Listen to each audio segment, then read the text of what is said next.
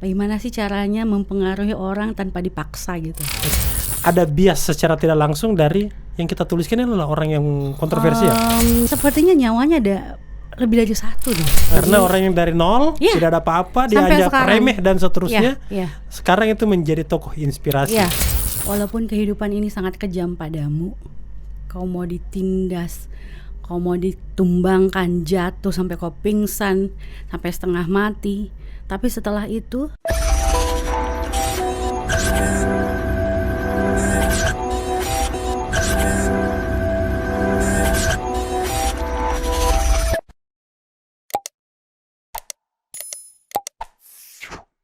One days, one goals, one goodness. Selamat datang di Mata Pemuda. Masih bersama saya Nur Amin Saleh, tuan rumah Mata Pemuda. Di segmen yang spesial ini saya menghadirkan juga narasumber yang benar-benar spesial. Tidak, mungkin kita agak jauh-jauh lebih santai ya, karena saya menghadirkan anak muda dan inspiratif. Apa yang inspiratifnya? Karena kita menghadirkan penulis yang ada di Sulawesi Selatan, yaitu Kakak Ate. Bagaimana kabarnya Kakak Ate? Alhamdulillah baik, amin. Oke. Saya lihat beberapa momen kemarin ada satu buku yang keluar ya. Belum launching. Belum launching ya. Belum Tapi launching. saya lihat di media sosial itu sudah mulai viral. Makanya saya berkabar ke teman-teman untuk bisa undang Kakak Ate di Mata Pemuda. Bisa berbagi cerita terkait novel yang dituliskan. Oke. Novel yang baru terbit judulnya Sang Anak Guru. Jadi yang Kak Amin pegang itu namanya Sang Anak Guru. Ini novel keempat. Jadi novel ini saya tulis karena keprihatinan saya terhadap profesi guru. Kebetulan ibu saya juga seorang guru almarhumah. Jadi novel ini saya tulis untuk semua anak guru, kemudian semua guru yang ada di Indonesia. Jadi mengulik bagaimana kisah seorang anak yang dibesarkan oleh seorang guru. Jadi ini novel tapi bisa dikata diangkat dari kisah nyata. Iya, kisah nyata yang melalui riset juga. Jadi saya riset sampai ke daerah kelahirannya sang tokoh. Jadi saya tertarik menulis kisah beliau karena beliau ini tokoh kontroversial gitu. Jadi bukan hanya tokoh Sulawesi Selatan tapi tokoh nasional yang saya lihat beliau ini laki-laki Sulawesi Selatan banget, Bugis banget gitu kan. Jadi ceritanya yang diangkat ini adalah anak Makassar atau Sulawesi Selatan yang dijadikan tokoh utama. Jadi kisah hidup beliau itu saya menganggap banyak nilai-nilai positif yang bisa ditularkan, bisa mempengaruhi, menginspirasi anak muda, kaum milenial sekarang, kaum rebahan yang sangat setia di comfort zone-nya. Jadi dengan saya mengharapkan setelah membaca buku ini mereka lebih berapi-api lagi untuk bersemangat menghadapi hidupnya gitu. Jadi keren lah. Gitu. Berapa lama ditulisnya?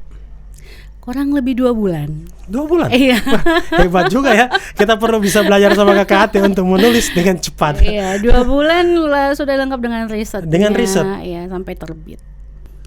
Bahkan alhamdulillah ada novel saya sebelumnya yang saya hanya menulis kurang lebih 7 hari jadi satu novel. Tunggu.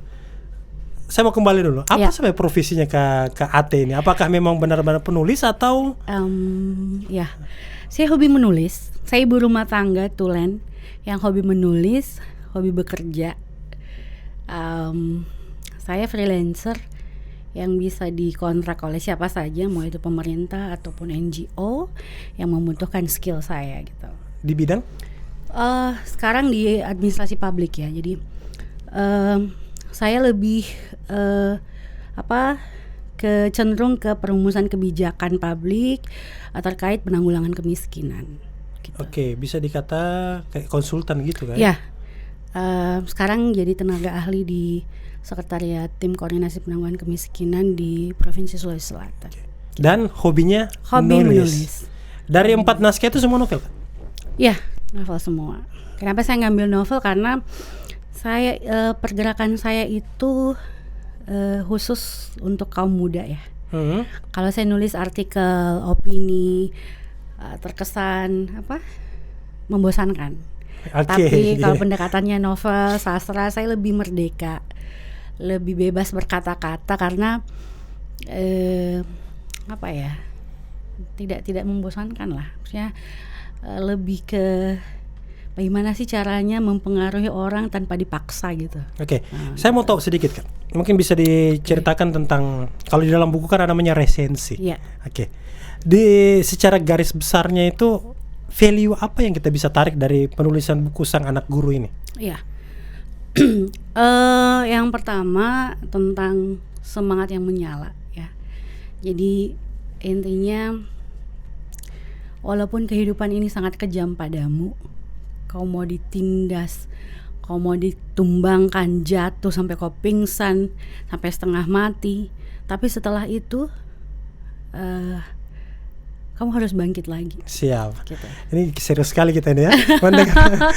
Kamu harus bangkit lagi karena pada saat kamu tidak bangkit lagi berarti dunia melupakanmu. Dan yang menjadi spirit utamanya adalah karena benar-benar diangkat dari kisah nyata. Iya. Dan beliau sangat banyak hal yang beliau lakukan yang amazing menurut saya gitu. Jadi politikus juga. Saya mau ambil dulu. Kemudian saya mencoba-coba cluenya ya. Saya butuh cluenya. Tokoh utamanya ini kan diambil dari kisah nyata. Yang pertama, yang kedua dia politisi. Tokoh nasional. Suka olahraga. Terus dia pengusaha. Saudaranya banyak. Dari Bugis. Orang Bugis. Kemudian beliau itu bergerak dalam sebuah gerakan nasional di perkoperasian. Jadi beliau tidak hanya seorang pengusaha yang memperkaya diri sendiri, tapi memikirkan kepentingan bangsa ini ke depan. Dari 7 clue yang dikasihkan, keywordsnya tuh yang paling terakhir itu saya tangkap sebenarnya. Tapi jangan langsung menebak ya, biar orang-orang penasaran. Siap. Menarik karena saya juga salah satu yang mengikuti rekam jejak beliau, dan ternyata Kakak Ate lah orang yang terpilih yang menuliskan kisah beliau. Kalau saya sih sampai di ini perjalanan dari titik nol sampai menjadi tokoh nasional itu saya pernah baca.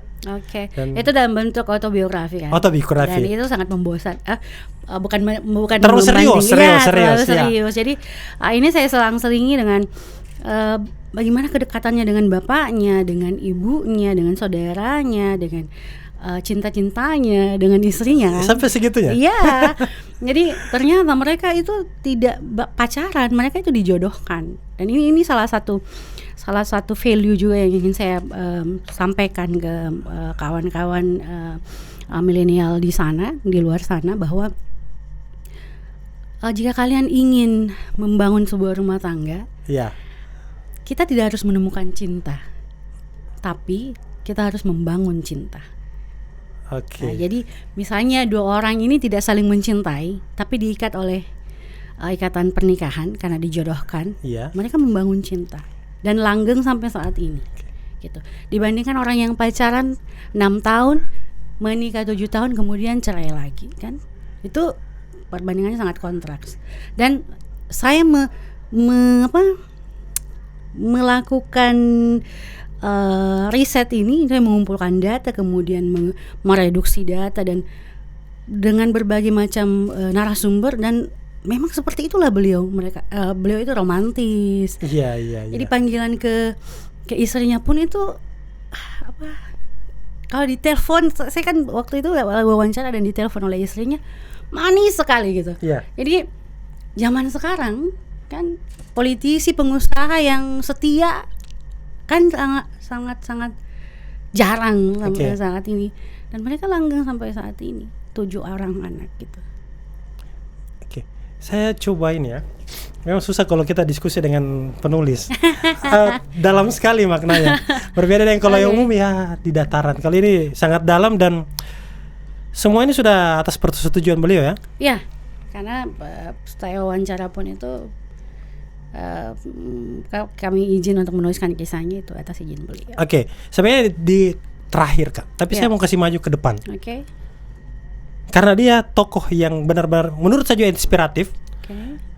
Kenapa tidak dicoba untuk dilompatkan atau istilahnya dari buku kita transformasikan masuk ke multimedia, difilmkan kita? Nobody knows, nothing is possible. Kan, everything, semua bisa, apapun itu sebenarnya impian besar saya. Iya. Itu tantangan buat saya sebenarnya. Dan kalau itu terjadi, wah, Allahu Akbar, Masya Allah banget ya. Karena saya rasa itu semua itu impian semua penulis sih. Benar. Pada saat karyanya bisa diwujudkan dalam sebuah film, wah luar biasa sekali. Dan bagi saya seorang penulis, pada saat saya sudah menulis, setelah terbit itu milik masyarakat, milik siapapun yang membacanya, mau dijadikan film, mau jadi silakan. Tapi izin dulu dong. Iya, izin dulu. Iya. Jadi itu sudah milik publik, dan kalau mau dimultimediakan, alhamdulillah. Iya. Karena kalau di film kan saya yakin pasti akan laris karena tokohnya itu tokoh karismatik juga. Iya. Dan kontroversial. Kalau kontroversialnya mungkin saya tidak mau bahas. Beliau terkenal dengan itu, tapi bagusnya beliau tuh eksis sampai sekarang loh. Benar. Dan mempengaruhi banyak orang, banyak pengikutnya. Saya tidak hanya mewawancarai orang-orang dekatnya, orang yang berseberangan dengan beliau pun saya wawancarai. Tapi saya tidak bilang saya menulis kisah beliau ya. Saya korek-korek, dan ternyata berseberangan dengan beliau pun mengakui bahwa beliau susah dikalahkan gitu. Tangguhnya. Dia bilang sepertinya nyawanya ada lebih dari satu deh. Oke. Memang filosofi orang Sulsel banget ya. Makanya saya bilang ini tokoh Sulsel sekali ini kan. Dia pelaut ulung. Iya. Keren lah. Saya bukan apa-apanya beliau. Saya juga tidak terlalu kenal beliau, tetapi cerita-cerita di permukaan itu saya kuli. Kemudian sebelum menulis ini saya berselancar di internet, kemudian baca-baca autobiografinya, dan saya rasa tidak banyak orang Sulsel yang benar. Makanya saya sampaikan, saya kembali lagi dari 7 clue paling terakhir tuh saya paham siapa orang itu. Oke Kak, saya ini mau kembali ke ini. Kan ini baru setelah selesai produksi ya.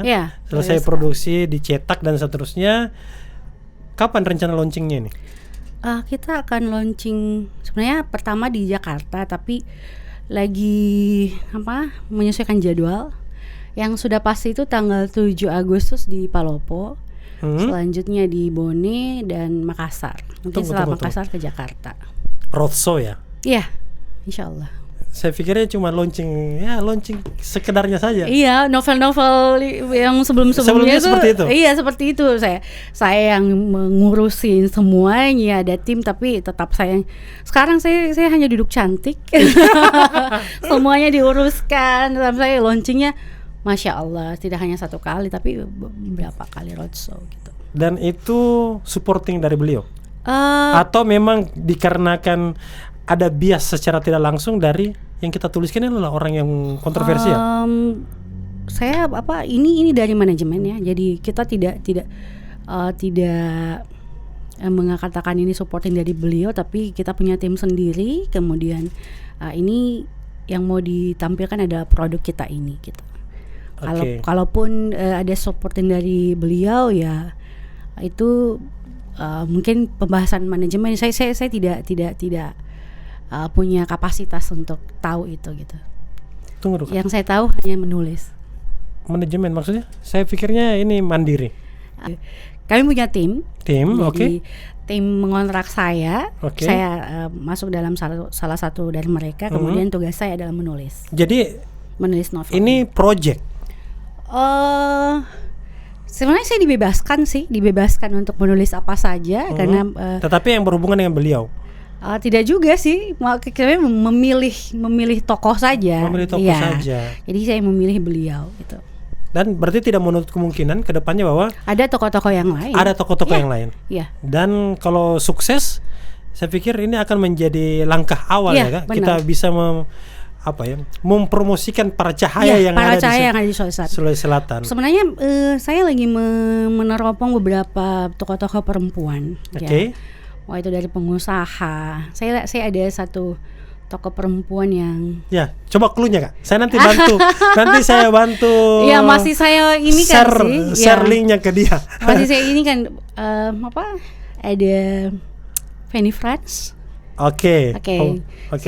Saya suka dengan semangatnya. Dia perempuan. Kemudian saya berpikir kalau kisah hidupnya ini saya angkat, Benar. ini bisa menginspirasi banyak perempuan. Benar. Gitu. Karena orang yang dari nol Iya. tidak ada apa-apa, Sampai diajak sekarang. remeh dan seterusnya. Iya. Sekarang itu menjadi tokoh inspirasi. Ya, mudah-mudahan pada saat ada yang nonton Mata Pemuda ini Nanti ada yang kita coba menyampaikan. DM. Ya, boleh. Saya bersedia untuk menjadi penulis novel untuk kisah hidupnya gitu. Siap. Kalau selesai ini Kak, Ya. proyek apa lagi kira-kira yang Sudah ada yang waiting list, ada dari tokoh. dari manajemen ya yang atur? Iya, ada dari akademisi. Oke. Itu bocoran sih sebenarnya, cuman masih dalam tahap kita bicarakan. Gitu. Oke. Kan kita butuh deal-dealan juga. Tuh. Oke. Sebagai penutup Kakak Aten, Ya. mungkin ada hal yang penting untuk kita mau highlight dari Ya. Karyata atau hal-hal yang penting yang perlu kita share ke teman-teman Mata Pemuda. Oke. Saya ngambil quote dari novel Sang Anak Guru. Kamu boleh kecewa berulang kali, tapi jika kamu berputus asa setelahnya, maka itu sama saja dengan mencetak gol di gawang sendiri atau kalah dengan tidak terhormat. Gitu. Luar biasa. Jadi berjuang kok cowok. Karena hidup ini butuh nyali. Pada saat kamu tidak punya nyali, berhenti pakai hidup. Dunia akan melupakanmu.